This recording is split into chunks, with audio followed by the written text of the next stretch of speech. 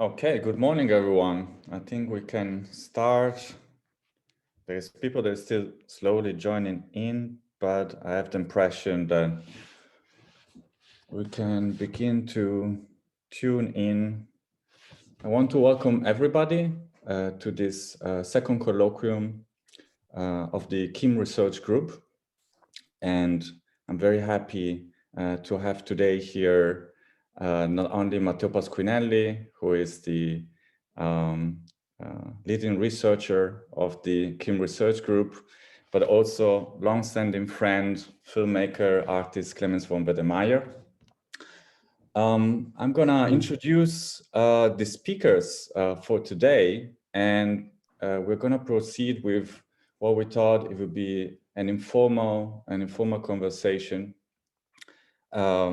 that is also a possible script for a film to come. First of all, my name is Paolo Caffoni. I'm a PhD student at the HfG Kolloquia, and I'm one of the editors of the Berlin publishing house Archive Books. The title for today conversation or today colloquia is Invisible Crowd, the Invisible Crowd, which is both the title of a book that Archive Books published together with Clemens von Wedemeyer and Till Gatman 2 years ago, and also a reference to another book by Elias Canetti that we will discuss shortly. But first of all, let me introduce Clemens von Wedemeyer. Is an artist and filmmaker, studied photography and media art at the Fachhochschule Bielefeld and the Academy of Fine Art in Leipzig, where he's currently teaching also media art. Clemens von Wedemeyer participated in group shows such as the first Moscow Biennial in 2005, the third Berlin Biennial in 2006, Skulpturprojekt Muster in 2007, 16 Biennial of Sydney in 2008, and Documenta 13 in 2012. Among solo shows, there is MoMA PS1, Argos Center in Brussels, Barbican Art Center, Frankfurter Kunstverein, a Museum of Contemporary Art in Chicago, and many others. Welcome, Clemens. I'm happy to see you again. Matteo Pasquinelli, many of you already know, but I think it's for those that are joining from afar, is professor of media philosophy at the University of Arts and Design in Karlsruhe, where he's coordinating the research group on artificial intelligence, KIM. He edited an anthology called Allies of Your Mind, Augmented Intelligence and Its Trauma.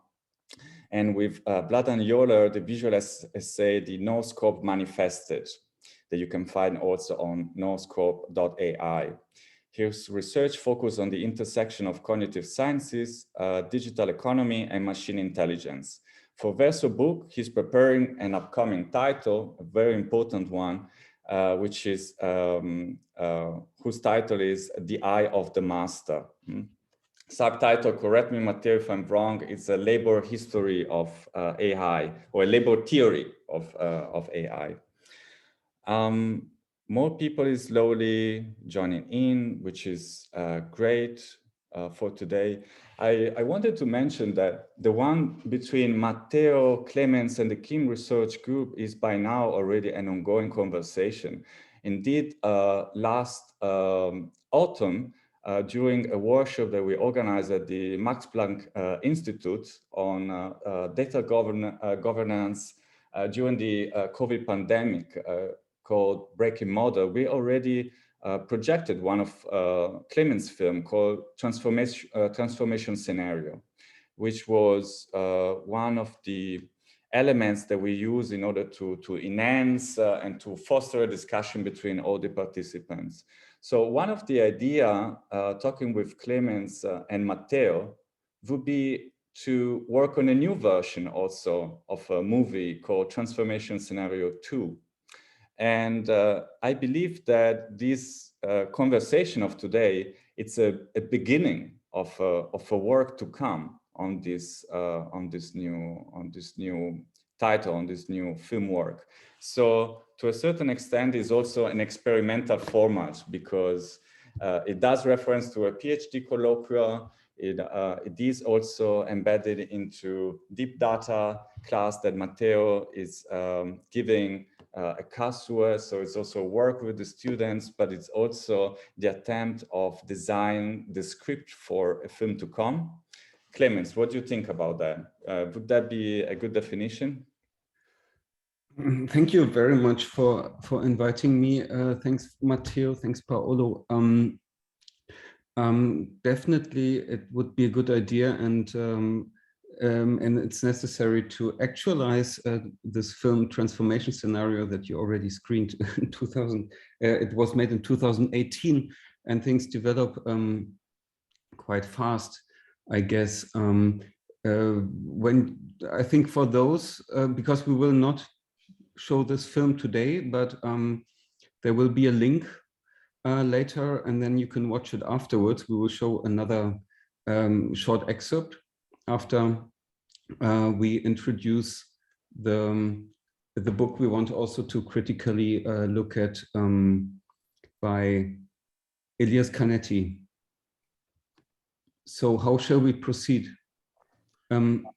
Clemens, yeah, just if I may say something, I wanted to thank you for being an inspiration for us, but also for exploring this format. We thought to have a conversation among us, and this conversation, I think, is like you know, a trading zone, an exchange between art and theory.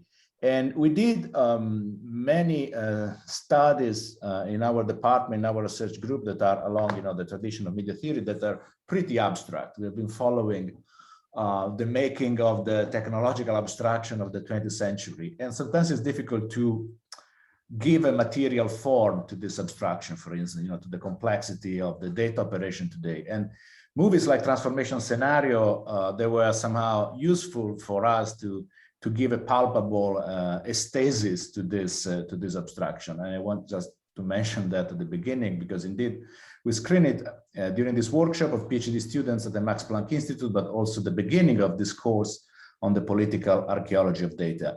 And today we are at the end of the semester, and with you, maybe we brainstorm something new for the future. And regarding, I think, this problem, that is the way indeed we deal with this technological abstraction, this computational abstraction that however refers to our bodies, to our life, to our society. And I think this theme of the invisible crowd is a concept, a kind of paradigm that can, you know, expand in different directions.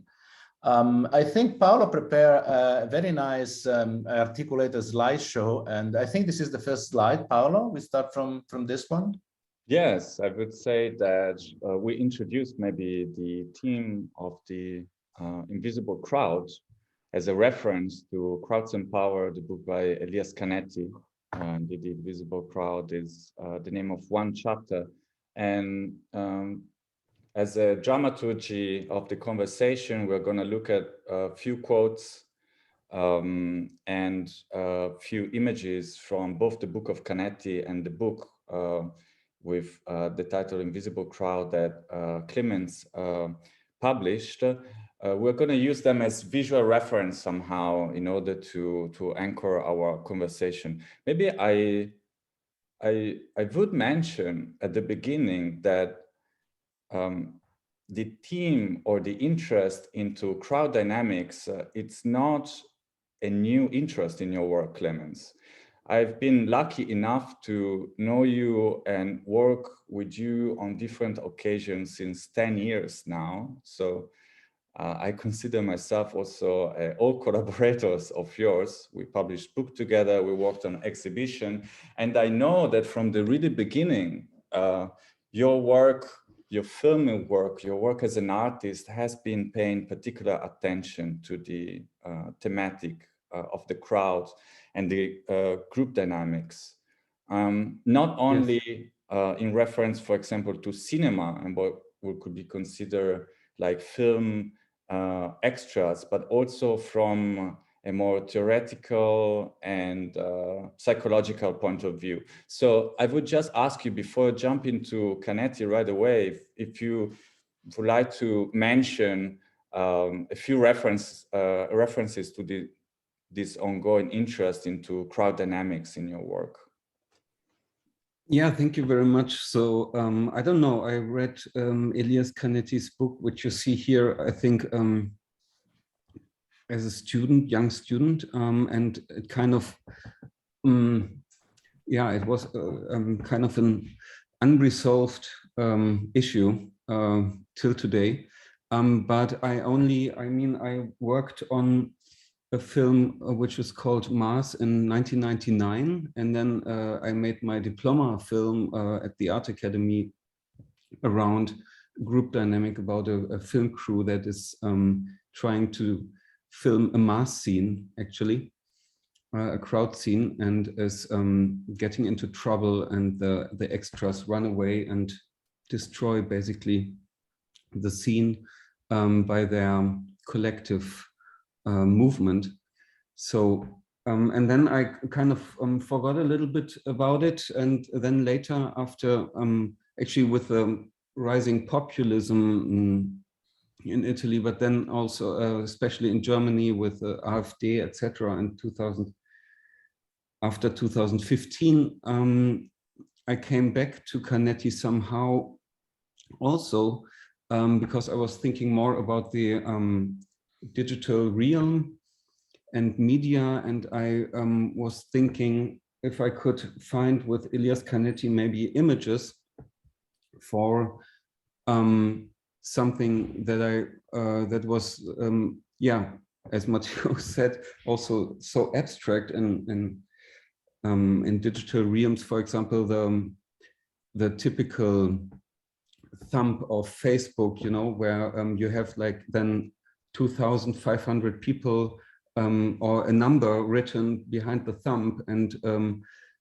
I wondered what if this number would be somehow shown differently, or if we would really see actually these 2,400 as kind of figures or something. And I think because I dealt a lot with cinema and film and post-production, I thought maybe filmic post-production could help. And I was asking a company to see if it would be possible to look at Elias Canetti's writing that you see here. This is a page actually that he wrote in London when he was looking for funding for his book. And he describes for the book here, right? Exactly. He writes like 4 laws in the beginning that he considers are necessary to form a crowd somehow. A tendency to grow, a feeling for equality amongst its members, a need for density, and a consciousness of direction. So these, combined with other elements he explains in his book, Crowds and Power, I thought could maybe be verified or falsified through a program, because in a way this is almost like a model of a crowd, a very particular view also of Canetti. We will talk about it later. But so I asked programmers if they could program so-called digital agents that form in a virtual space a virtual group or virtual crowds, and they didn't succeed, or it was too complicated basically.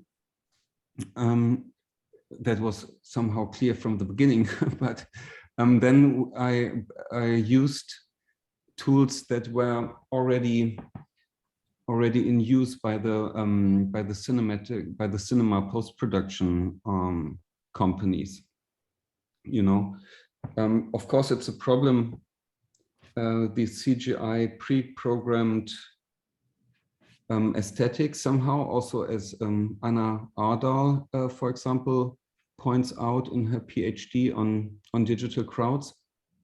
But it was kind of, it's the only possibility if you want to engage in virtual space with a huge amount of figures like here.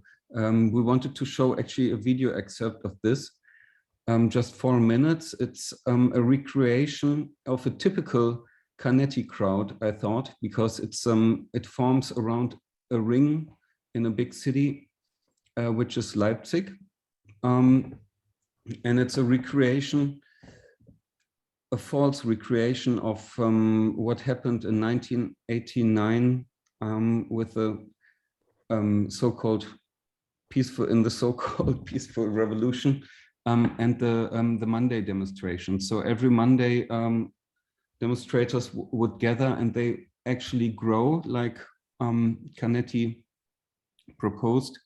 Every Monday there was a bigger amount of people, up to the point that they didn't know exactly how many there were, and they guessed it was around 70,000.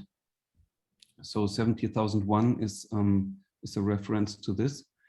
And we show a short excerpt now, showing to you the limits and possibilities of virtual crowds. So maybe I propose that we watch a short excerpt of the film 70,001 by Clemens, and then we come back for continuing the conversation and the discussion, okay?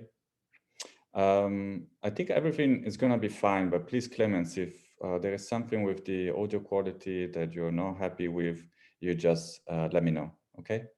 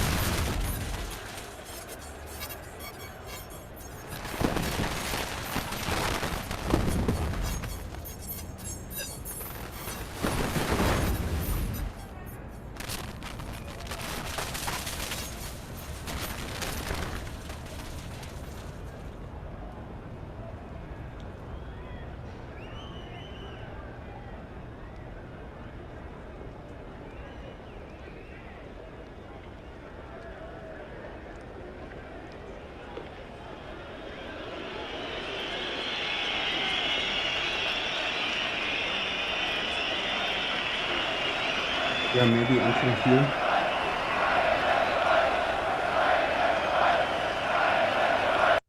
Clemens, that building falls down like a house of cards.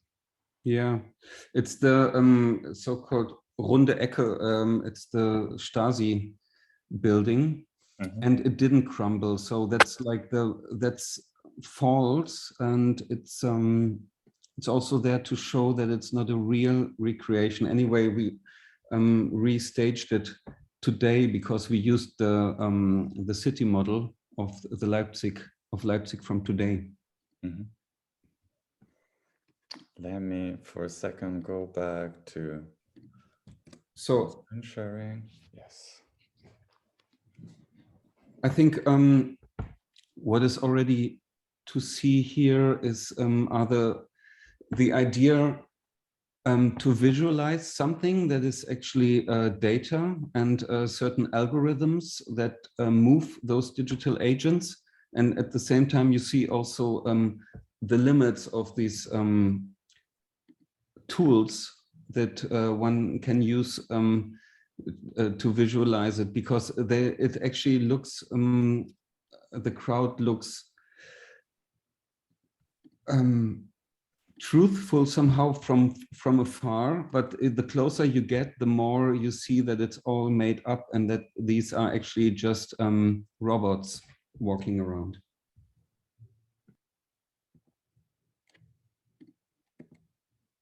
This is the cover of the book that has been published, as I said, with Archive Books. Both. This is the cover of the English version. There is also an English edition of a book. We're shortly going to look into a few pages of this publication, which is also part of an ongoing series called Film Material. This is number 7. I have the impression that for each of your projects, there is a film material being published that accompany the exhibition or the works. And in particular, this one was made in collaboration with Tig Gatman, great researcher. It's also present here. Maybe can speak later.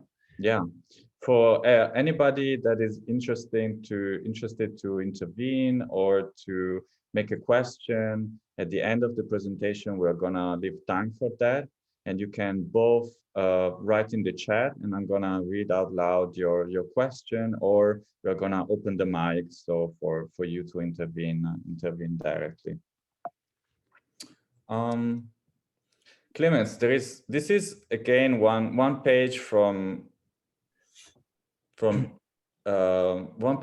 book, and as I can see, and as we saw also in the film excerpt that you showed before, the camera that you use to film a crowd, it's most often than not a camera from above also, right?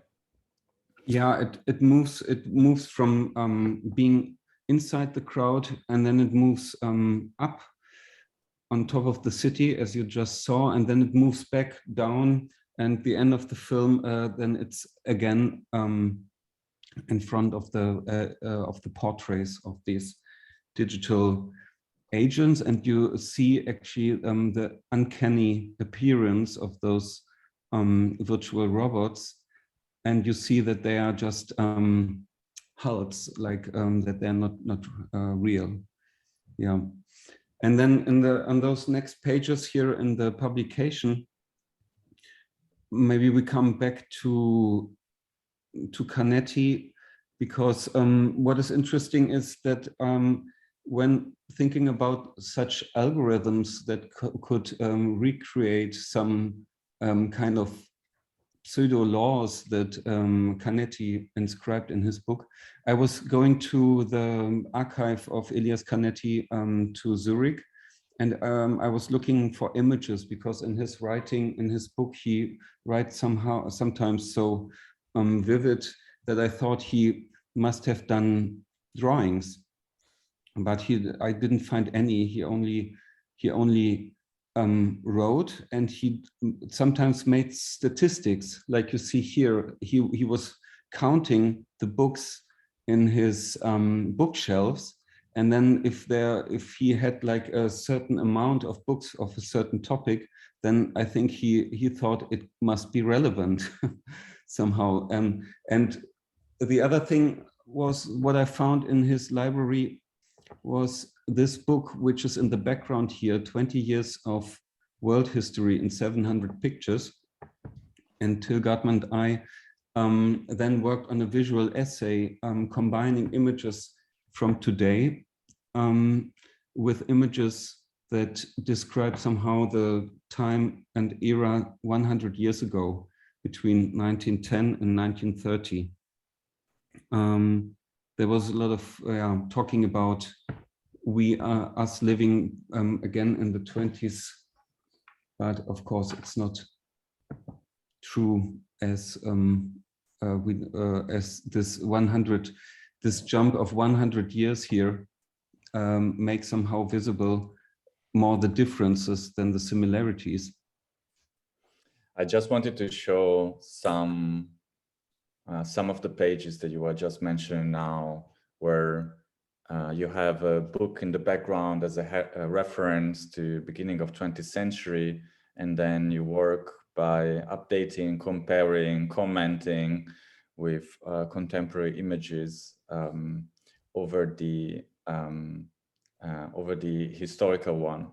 Here also appears again that I saw you included that abstract by Canetti that he used in order to pitch his own publication. And because the title of this talk today is indeed Invisible Crowd, I would propose to read a couple of quotes by Canetti. And I propose that we selected from this chapter, The Invisible Crowd. And I propose that maybe I read the quote, and then both you, Clemens, and Matteo can comment over it, right? We know that, as Clemens mentioned earlier, he worked since long on Elias Canetti and this idea of the crowd. It's an ongoing interest in his work, but we also have a question for Matteo that is like, how do we think crowds nowadays? How we think crowds nowadays, and also how do we recontextualize the work of Canetti nowadays?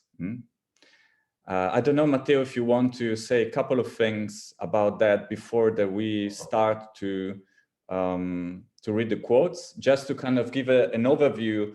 No, I think it's better to read the quotes and then we enter the text and the work of Clemens once again. I think it's better. Let's do that. So this is really the beginning of the chapter dedicated to the invisible crowd. And Canetti writes, over the whole earth, wherever there are men, is found a conception of the invisible dead. It is tempting to call its humanity's olden conception. There is certainly no horde, no tribe, no people which does not have abundant ideas about its dead. Man has been obsessed by them. They have been of enormous importance for him. The action of the dead upon the living has been an essential part of life itself. They were thought of being together just as men are together. And generally, it was assumed that there were a great many of them. So Clemens, here Canetti is referring to a specific understanding of the invisible crowds, or one of the invisible crowd, which has to do with the past, right? Yeah, he's arguing that actually from the imaginary crowd of the dead, it's almost like an anthropological constant that you see that from there religion is starting. Like he mentions, for example, a huge cathedral which is so empty that you can, with your mind, fill in like angels, ghosts, demons, whatever, but always in a huge number, and that we are, even if we're in a small group, we always have this conception of a connected crowd, a connected mass of people, of society that is kind of in our mind.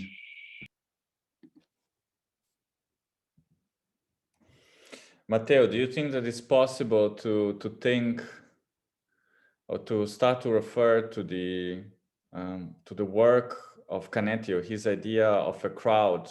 How would you read it? How would you read it nowadays in current large data and AI policy? I know you're critical of the work of Canetti as well. That's why I'm asking. No, thanks, Paolo. Probably, indeed, the work of Canetti is dated, is refers to a specific, I would say, age of European thought, and also the need, even to deal with the trauma and the tragedy of Nazism. But I think there is some kind of parallel in between the contemporary situation, the work of Canetti, and also, I would say, the work of Clemens. That's the way I read it, Clemens. Then maybe you can disagree. But I think one of the contradiction and one of the problems that we face today is indeed a kind of global stagnation and a slowing down of the economy, a deterioration of a political institution, and also the difficulties to build progressive, positive, collective political subjectivities. And today we have phenomena like populism, we have the squares occupied by reactionary mobs, forms of Querdenken. And I think this is this sort of, I would call it not negative multitude, but a kind of critical, problematic phenomenon that political thought probably doesn't know how to deal perfectly. On the other hand, we have the making of this global infrastructure of data computation. Data monopolies and monopolies of logistics like Amazon that are based basically on computational power. And so we have these two crowds that I think the work of Clemens tried to grasp in its way.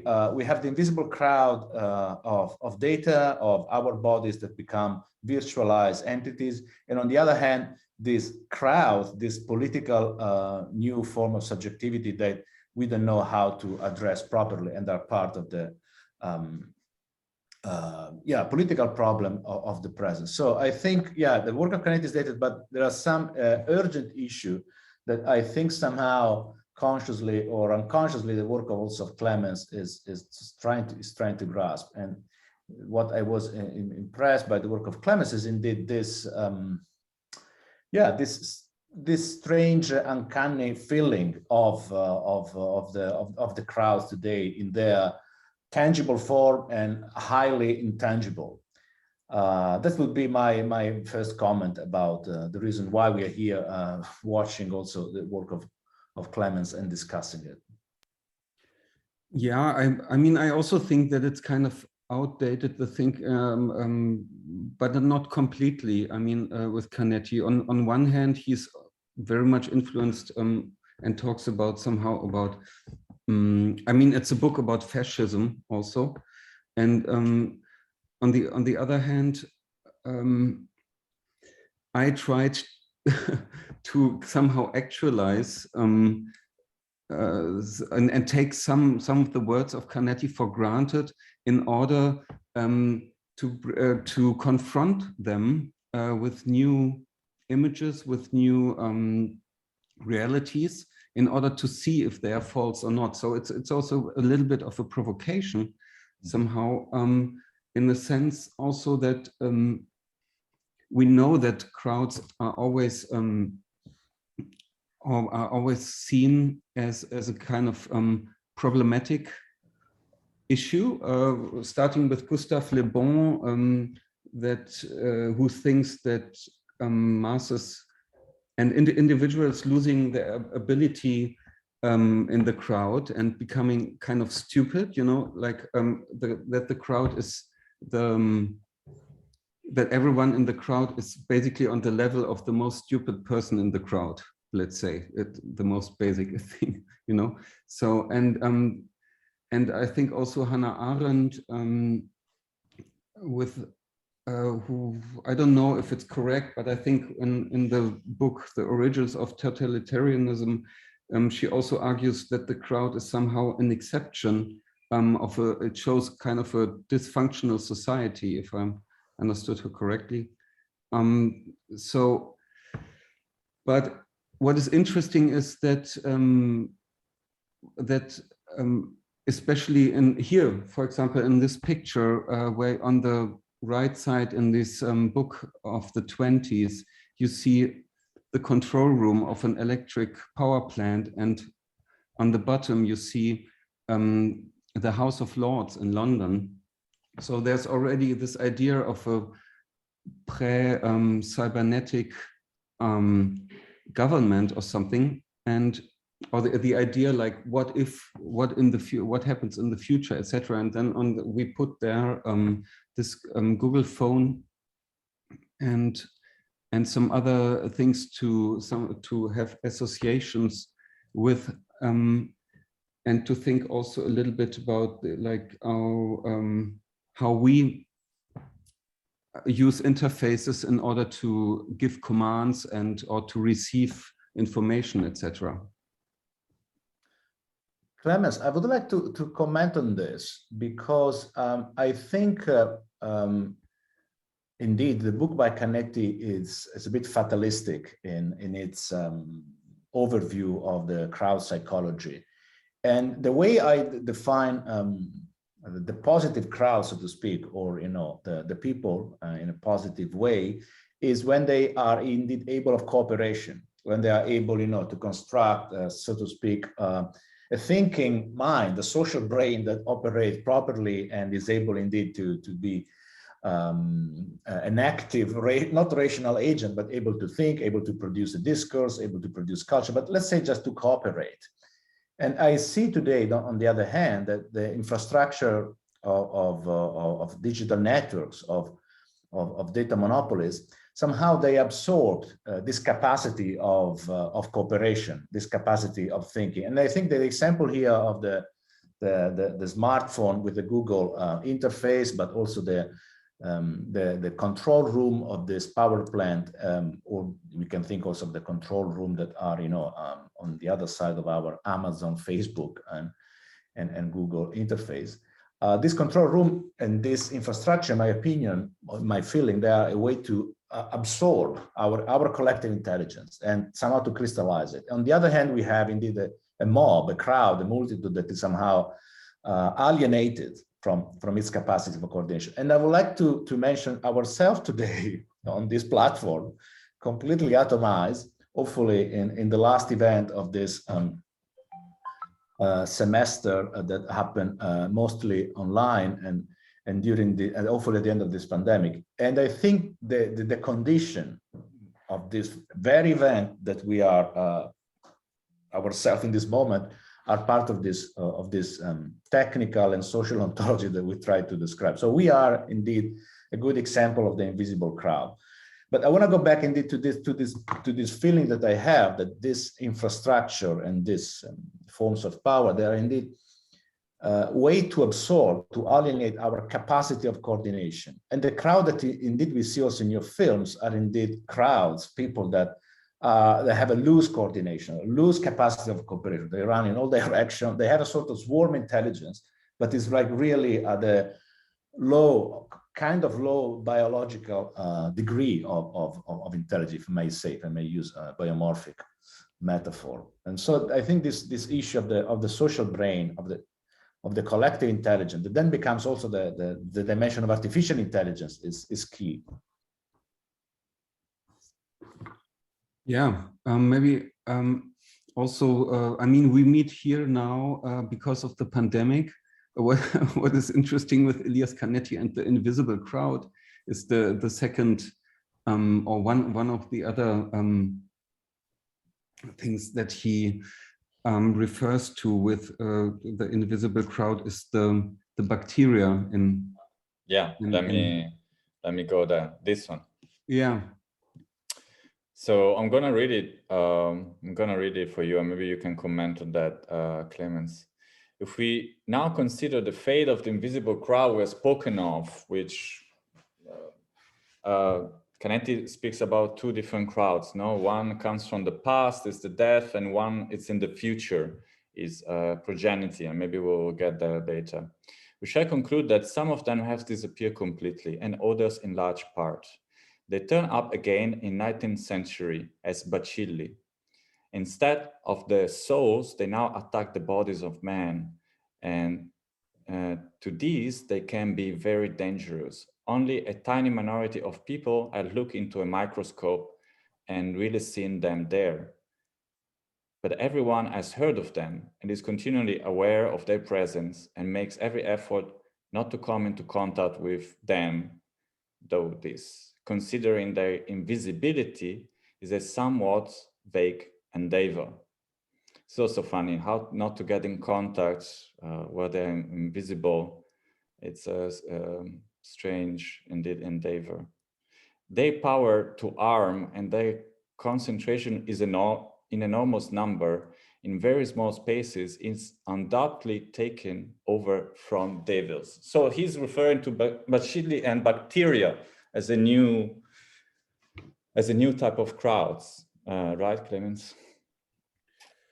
Right. So it's kind of it's our virus at the moment, the invisible virus, which is there in a large number. Somebody told me if you combine all the coronaviruses on Earth, you get an amount of tennis ball. But anyway, we feel that it's like we don't know how many are there in the space. And what is interesting with Canetti is that he combines these imaginary or really these virus crowds, let's say, as an abstract thing. He combines it also with paranoia. So, but this is something we would need to talk longer, I think. But the invisible crowd can turn, can transform in the mind of an individual, also in paranoia, because you don't see it. And then, the question is today, I think it's much more interesting than viruses, because it's obvious it's the question of data. So big data is somehow also a huge abstract mass of something that we don't know exactly how to control.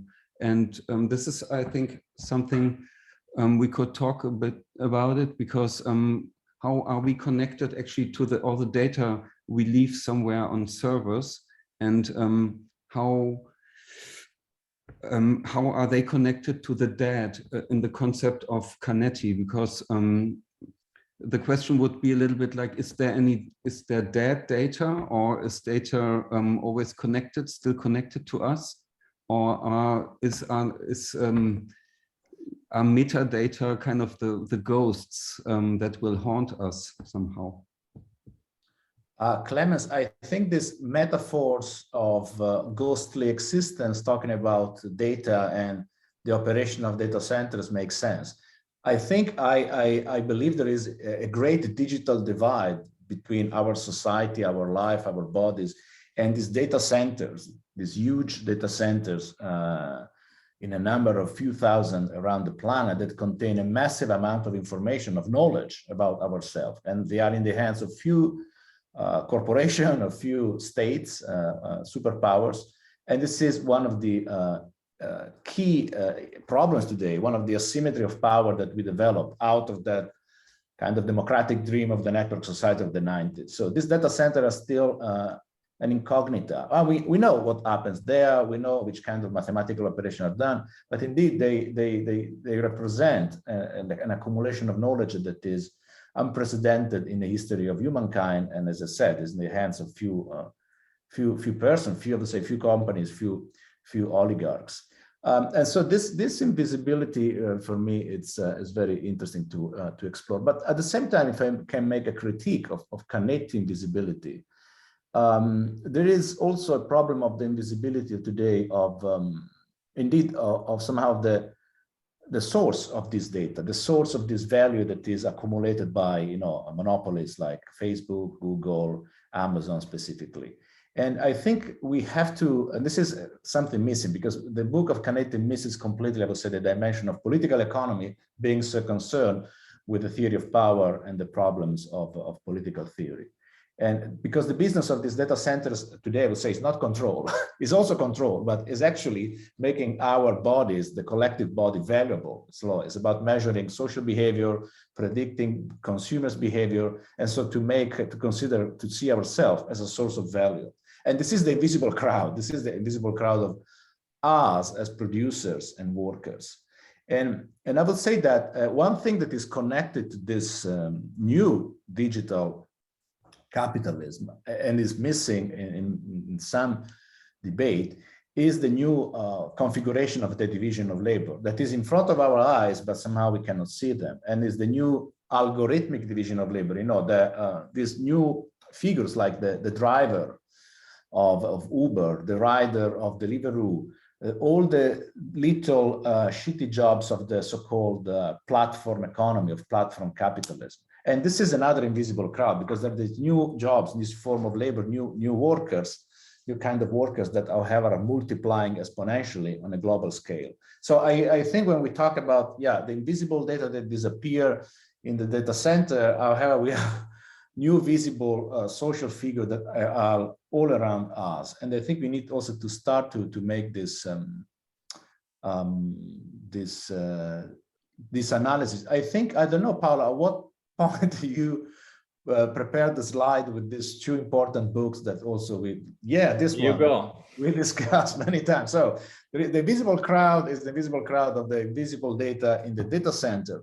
But then today we have global phenomenon like this army of ghost workers that Mary Gray and Siddhartha Suri go and interview, that, for instance, are responsible for the maintenance of the digital infrastructure of the global north, and especially for the maintenance of artificial intelligence models.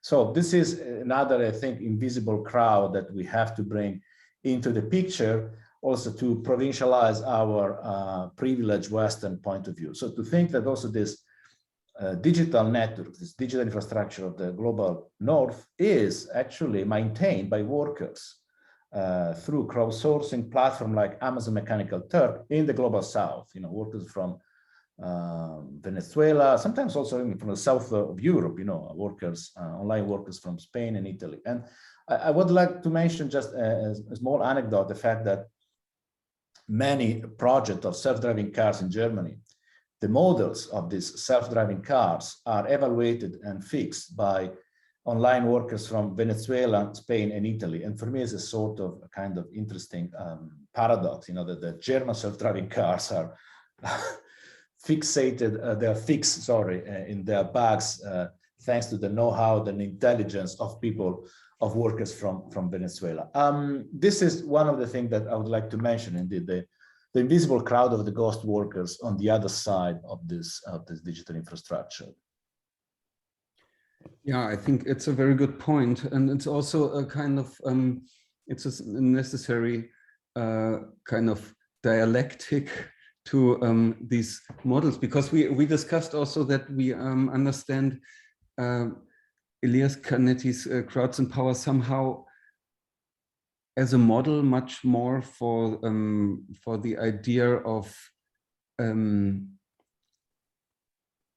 maybe even as an idea of programming, as I said in the beginning, as programming kind of models of to predict actually what the crowd would do next, but as a kind of false model, because it doesn't take into consideration, or it's kind of detached somehow from a contemporary reading of the crowd and of possibilities, and how we are actually already in a certain in a connection, in a network, etc. How we are already engaged and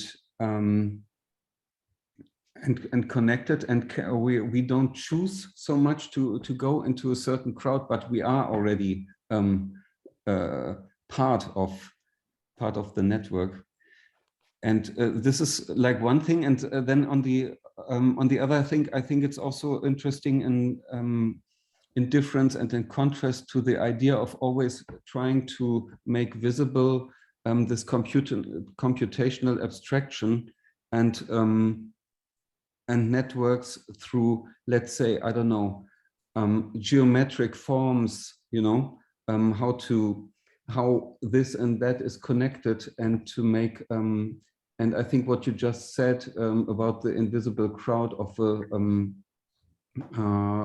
workers that actually build such networks. So this is something like a necessary way to look at reality and to use documentary somehow instead of CGI, let's say, in the future. There was something. I don't know how we want to proceed. I had another point, but I also think it might be good to collapse. Clemens, let's do the point, and then we collect comments and questions we leave them for the very end. We bring them up. Now we're talking for around 1 hour. Because I have the feeling that we always look at this PDF, and maybe we can then somehow get out of the.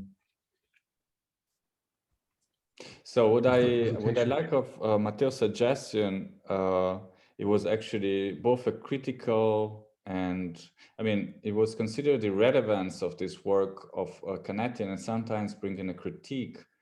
And probably that would be also an interesting suggestion for a work on a next transformation scenario, which is to bring in the point of view of labor, you know, and to see how the crowd is not only a psychological crowd in the terms of Canetti, in the terms of Benedict Anderson, imagining communities.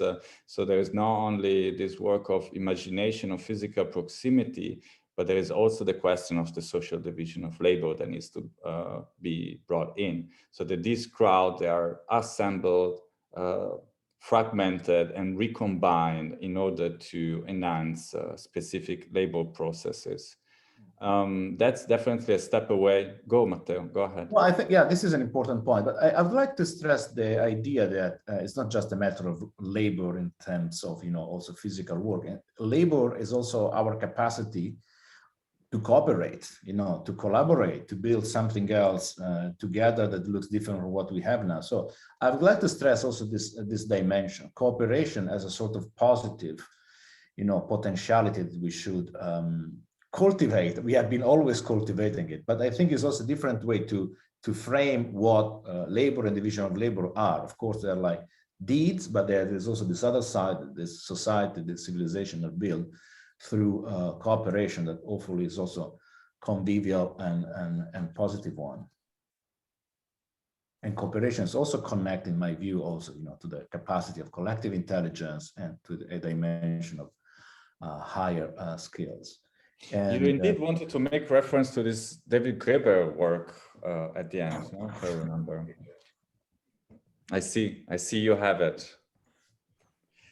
Clemens, why did you want to bring in the reading of Graeber of Canetti? No, I think I talked about it already in the beginning, because it was just interesting for me when reading this book, which came out not so long ago, that they talk about Canetti here. But I already said in the beginning that this invisible crowd of Canetti, what they are quoting here, is a way of imagining a bigger society, or a society to come, or the dead, and so on. So something that,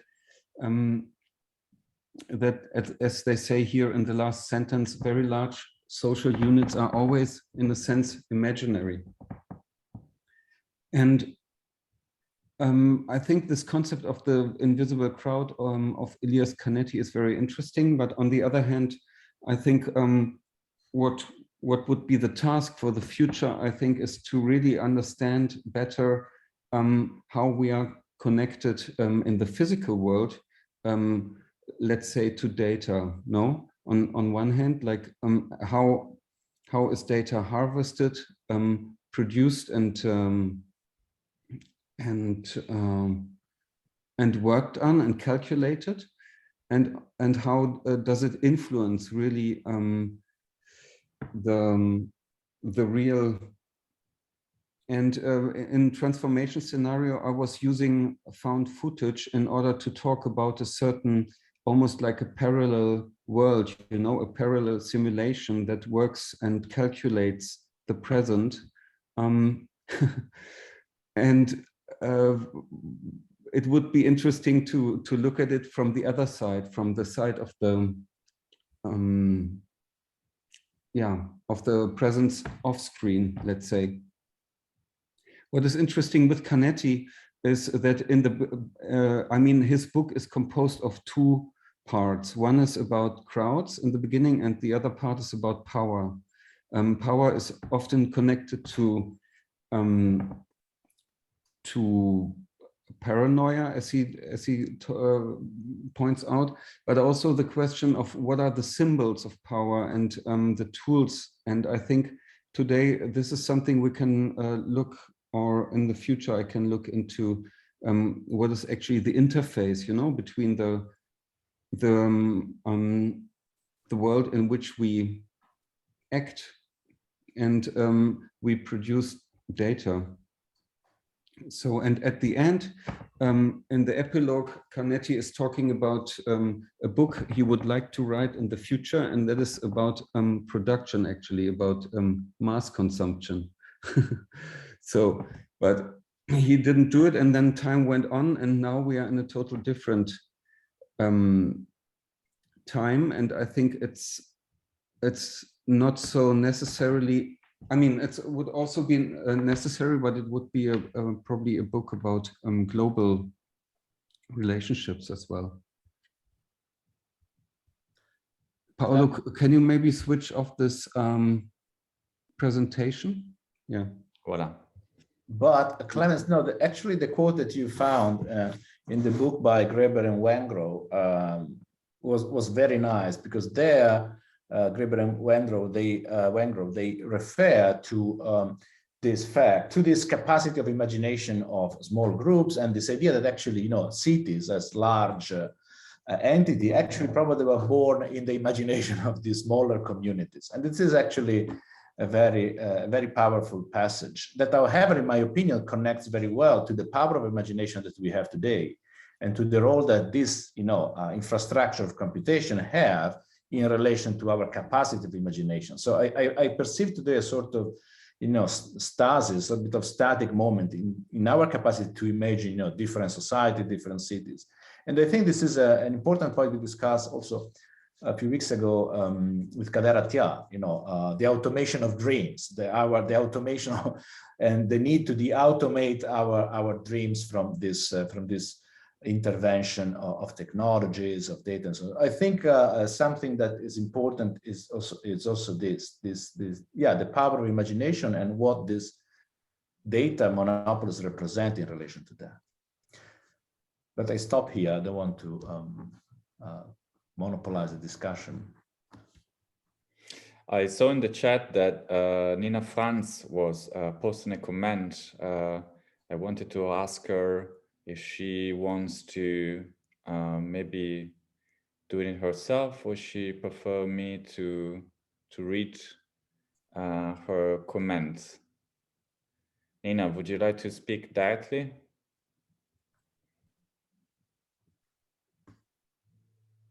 Okay, then I do it for you. I guess this was both like kind of a comment.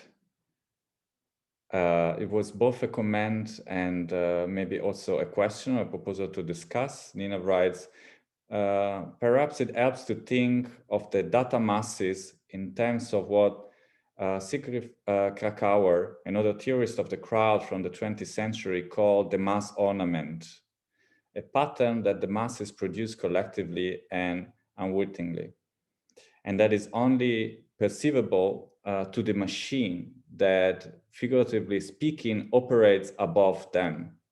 And then I guess, Nina, you posted a quote from Krakauer saying, although the masses give rise to the ornament, they are not involved in thinking it through.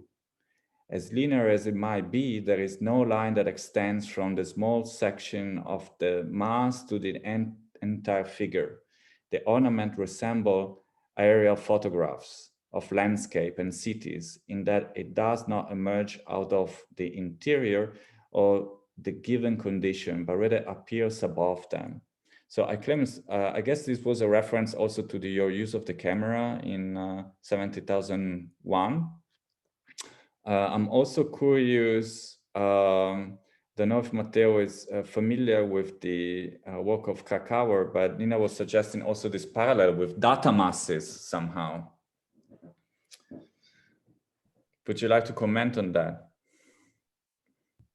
Clemens. Yeah, I mean, on one hand, yeah, it's great because of course Siegfried Krakauer is very important about the aesthetics of the crowds and also a critique, I mean, of there's another book about fascism is his book about from Caligari to Hitler.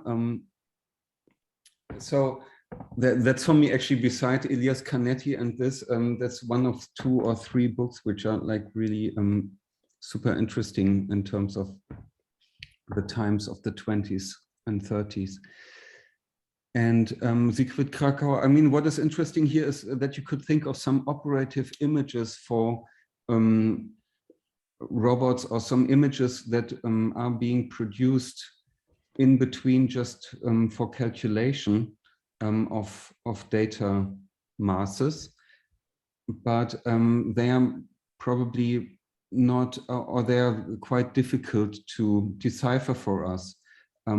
What is interesting, I know from, I mean, that aesthetics are sometimes also used in order to detect artificial social relations in terms of bots, for example. If you have a, and Alexander Repp made a work about this. If you have a certain geometry that is, at least some years ago, you could detect actually bots firing in their social networks. So I think this it's very interesting to think about with Siegfried Krakauer about these yeah, the geometry of social relationships. I think this aspect of the geometry of social relation appears very well in transformation scenario, Clemens, because I think you tried there to show how masses are measured today. And across the 20th century, indeed, political theory, but I would say also psychology, sociology, economics, try to devise, to conceive new tools, new concepts to measure the people, the social behaviors, the masses. And so there was also a new vocabulary that took over. And this was related at the beginning in an experiment for, measuring the movement of the division of labor, the workers in the factory, the Gilbreth couple within Taylorism and Gastev in Russia. And in France, you had Lefebvre and Bachelard, they proposed rhythm analysis, as a sort of new method to measure the urban rhythm in the metropolis. And I think in French thought and in French philosophy, you had a lot of discussion about what are the new norms, the new configuration, the new habit, the notion themselves through which we should describe collective behavior. You can start there, you end with Chamayou recently when he wrote about patterns of life analysis as a technique that is used by the military as much as by Google and other data monopolies, indeed to trace social behaviors through the city. And I think, yeah, we have a large, many examples. Even the notion itself of pattern somehow understood as social pattern, not only as visual pattern, emerged since the 50s as a new way to replace, traditional definition like crowds, like, multitudes, like masses. And if you think that even an economist like Hayek, a neoliberal wolf like Friedrich Hayek, took over the idea of pattern to design his own libertarian neoliberal epistemology. So I think we have many examples through the 20th century of this different way to describe the social behavior and the mass ornament. And today we have this technique used by data monopolists that we discuss also in the course on the political archaeology of data, that are mostly based on correlation, constructing this abstract, complex correlation, but basically to describe, collective behavior, collective psychological attitudes. And the common example here is Cambridge Analytica and the way they employed, this 6 personality framework based on statistical correlation to describe, large amount of data about US population in that case, for instance. And this is another example, or another example of the techniques that are used today to measure the crowds and to give shape to them. Yeah, and often these models are like pre-configured, no? Or probably they get more and more complex. But I guess there's, as we know, a lot of bias included in such models that then produce kind of information or knowledge in brackets, maybe. But I think the task would be to get out of these models somehow, and as we pointed out before. So if we think of if we think of certain theories as models, but also models in really algorithms or machine learning that produce produce something, and the question is like, do we want to be governed by such models? No. Clemens, I have a direct question for you. It's very simple but complex at the same time politically. How do we render invisible crowds visible? In the sense, this has been, traditionally the big problem and the struggle of politics. Working class movements claiming political visibility in the 19th century. Women's movement claiming the visibility of reproductive labor in the 60s and the 70s. Decolonial struggles, in the last century, claiming the visibility geopolitically and to be recognized, outside of the attention cone of the global West. So the problem of invisibilization is at the core of doing politics. But the question for you would be how we make visible the invisible crowds. Yeah, that's a good point. I mean, okay, I have two things. I think one I can say from the beginning is, I think, addressing.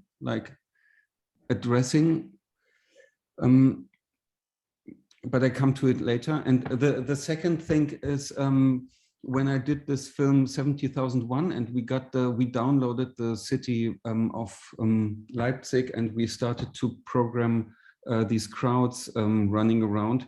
I was thinking that in a few years we will have it on our smartphones. We will see kind of us as a virtual avatar walking through Google Maps in a 3D and running through the tram, and then we see ourselves probably with a little bit of delay of 1 or 2 seconds jumping into, as an avatar, jumping into the tramway. So somehow it's but that's a visibility which is still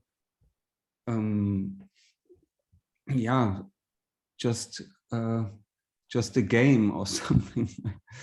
So I think there are two invisibilities. One is the invisible crowd, as you mentioned, which can be made visible through getting out of the virtual space and looking at industries. And the second thing is the invisible crowd, which is connected to power, and which is kind of the invisible crowd, which is at the same time data, a certain network, and decision making. And I think this is something which can also be made visible, and but is always also trying to not be visible, to stay invisible, because then one is also not to be addressed somehow, you know? Yeah. Matteo, I guess that you wanted to connect the question of visibility also because Clemens is a filmmaker, and he also mentioned at the beginning that an ongoing question is like how to translate the book into a film format, or how to adapt a concept like kind of into a form of images. So this was also a practical question that Clemens had at the beginning of the work, for example, on transformation scenario, but also his interest in Canetti by exploring the archive and really looking for concrete images that Canetti might have used as a reference, no? But I think that I don't know if it was a provocation or if you wanted also to connect this idea of kind of visibility to a political level, no? Because you mentioned before, for example, the ghost work, that it's invisible behind, you know, the operations of these platforms and infrastructure. So I guess that the question of how to visualize, correct me if I'm wrong, is also how to politically represent probably this crowd of ghost work, how to organize them. Yesterday, for example, in preparation for this talk, you mentioned interestingly how to organize a crowd politically, how to politically organize a crowd today. And of course, there, the reference to the idea of multitude also came in, and the idea of the publics, for example, and so forth and so on. Yeah, or maybe I just add something I've maybe did not say so clearly. So I think like with Canetti, he says always that the power actually wants to stay invisible or wants to be invisible, because if you're too visible, you can be addressed all the time and whatever. So and there's always this struggle of marginalized, overseen to become visible, which is super important. But it's an ongoing struggle that brings in a new group. But yeah, something stays invisible, I think. And this is not necessarily like a certain whatever invisible leader, blah blah blah, but it's an invisible structure that we created ourselves, a certain network or understanding of how such algorithms and digital systems work, and that is something that is because it's programmed by so many, for one person too difficult to understand. There is also the aspect that traditionally, statistics, the accumulation of data about the population has been always used as a sort of secret of the state. In the past, they were called also arcana imperi. And this is the fact that indeed the knowledge about the population, the data collected about the population in France, in Germany, in early modernity was considered a military asset almost, because you didn't want to disclose to other enemies, indeed, the numbers about your territory. And this is, I would say, the same today with the data monopolies and conglomeration of data. They have to maintain a kind of secrecy about the knowledge they possess. Paolo, we thought to conclude around 12, right? That's true. I think it's time. Maybe Anina has a question here. I read before Nina. There is a comment from Anina. Maybe Anina wants to speak directly and intervene directly. Otherwise, if that's not. Yeah, I can. I mean, it's just a comment. Please go ahead. Yeah, it's just a comment. I wouldn't need to say a lot about it. But I read this book and I'm really a big fan on it, because the entire invisible power that influences us so much is very nicely compared to like the old Greek sagas, and I just like the mix that it's being done, and I think it helps greatly in taking some of that invisibility away. Yeah. I would like to comment on this, because I think the discourse here can become very ambivalent. There is like, Clemens, if you don't mind, so there is a sort of discourse on the invisibility and the power of the elite that can become really a resentful, reactive, and reactionary thought. So this is typical of populist movement, Querdenken, to develop conspiracy theories about indeed the power that stays behind and invisible. And this is, I think, connected also to your work on Canetti. And this conspiratorial attitude is actually not empowering the people. It's like, you know, saying somehow that we cannot do anything because the elites have the power. The deep state has the power. Of course, the deep state exists. Intelligence agency continue to operate. But here, I think the political virtue is to distinguish the two attitudes. An attitude that say, okay, indeed, we can regain cooperation.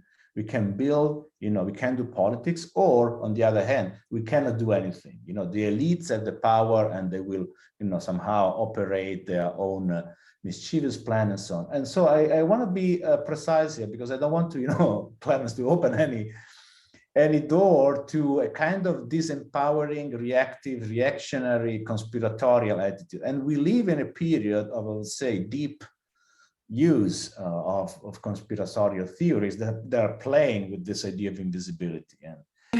Kurzer Disclaimer, ich wollte gerade meine EC-Karte nehmen, Luisa hat sie und wollte... That was an intervention. Yeah, I mean, okay. I could just add that it's important to think of the being part of the network or the data and whatever. So we are part of the things we produce, and I think that's important to understand also the possibility of acting and developing a different way of kind of group dynamics is something that can easily probably be built and produced, and not and to understand that we are always connected and not there's no disconnection somehow in this whatever invisible power. I would leave open if there is other question, or Matteo, please go ahead. But if anybody has a question or a comment or would like to intervene directly, you can write in the chat. And if there is still time, Yannick, absolutely, there is. Please open your mic. Yannick, take the microphone and speak up. Hello. Yeah, thanks for the input so far. Maybe I just read out what I just typed.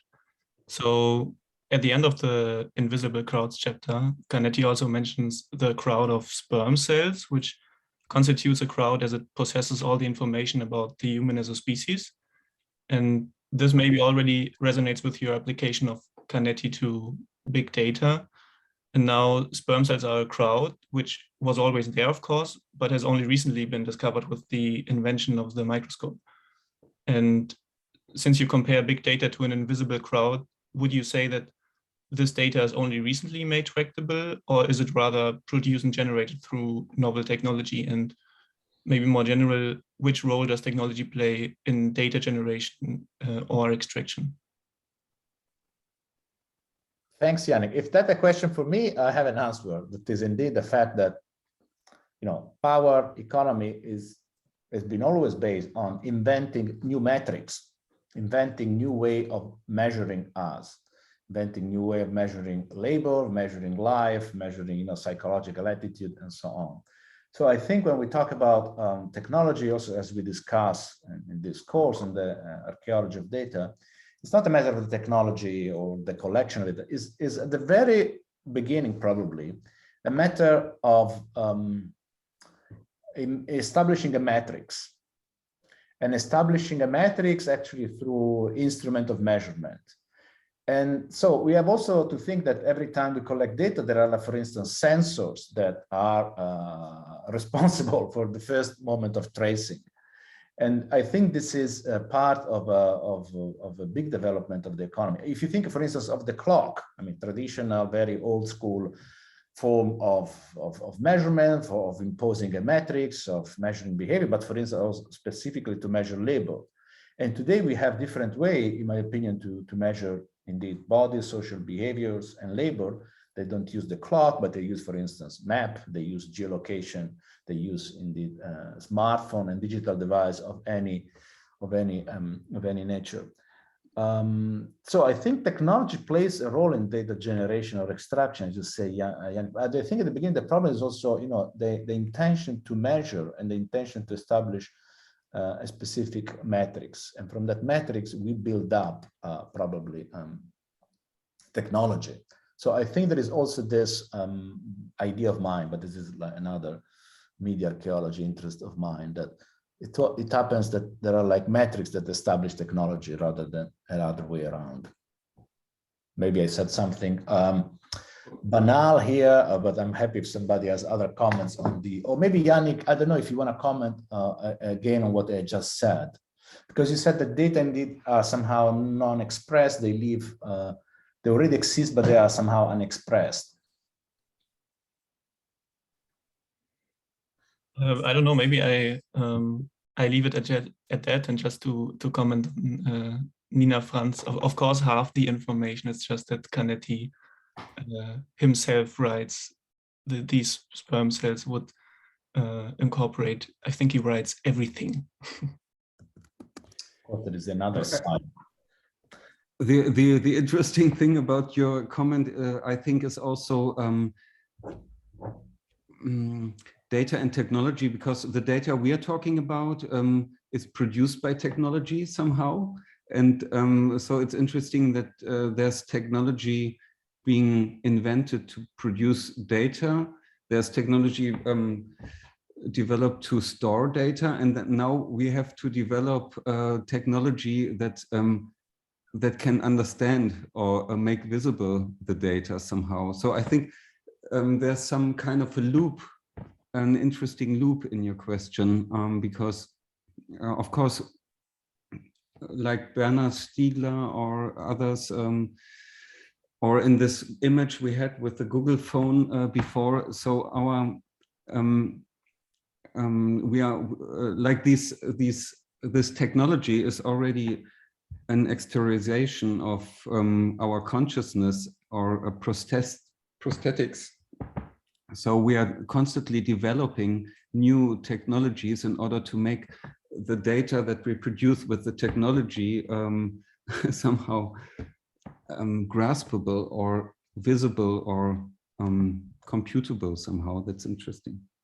I want to just make a last comment in terms of the large history of science and technology. I think, Yannick, technology, the design of technology follows the design of the human. There are humans, people, collectives, societies that produce technology, in the sense that the design of the technology, the interior design of the machine, follow an exterior collective design already existing there, and not the other way around. Because I think if you say that indeed, like the good old Hitler was saying, media determine our situation, we fall once again in techno-determinism, and the fact that technology only shape, you know, what is the collective body. I think the whole history of technological invention and also of the developments of scientific paradigm has been always a history of indeed infrastructure, technology, and paradigm shaped by social and historical movements. This is my view.